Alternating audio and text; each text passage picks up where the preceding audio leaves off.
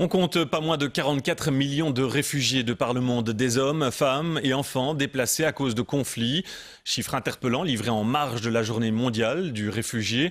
Plus de 27 millions de ces réfugiés le sont dans leur propre pays et les autres trouvent refuge à l'étranger, dont la Belgique où des centres d'accueil hébergent ces demandeurs d'asile. Reportage en Brabant Wallon, Benjamin Braun et Michel Herrings. Nouvelle journée sous la grisaille pour les 200 réfugiés hébergés au centre d'accueil de Jodogne. Les heures sont longues, alors pour tuer le temps, certains sortent fumer une cigarette. L'un des animateurs nous conduit alors dans la chambre que partagent Audrey, Ségona, Fanta et Suzy. Dans ce local de 10 mètres carrés, ces 4 jeunes femmes se serrent les coudes. Chacune de nous a ses mentalités. On a déjà formé une famille parce qu'on n'en peut rien. Il faut se supporter seulement les uns les autres.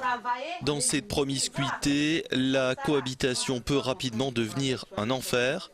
Pourtant, malgré la monotonie, Audrey est reconnaissante. On ne travaille pas, mais on trouve quand même à manger.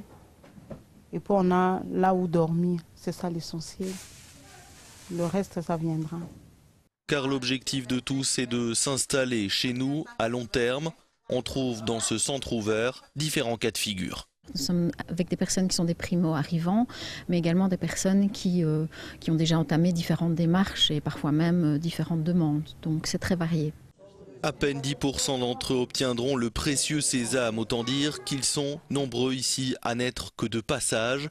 Malgré cela, dans ce village de préfabriqués, la vie s'invente autrement. Par exemple, on fait une soirée. Mais là, on a les gens de toutes les cultures qui sont rassemblés et qui dansent ensemble. Moi, je trouve ça assez joli. Nul ne sait où seront les 4 copines de la chambre 186 dans quelques mois. Une chose est sûre, elles auront au moins réussi à créer entre ces 4 murs une amitié sincère.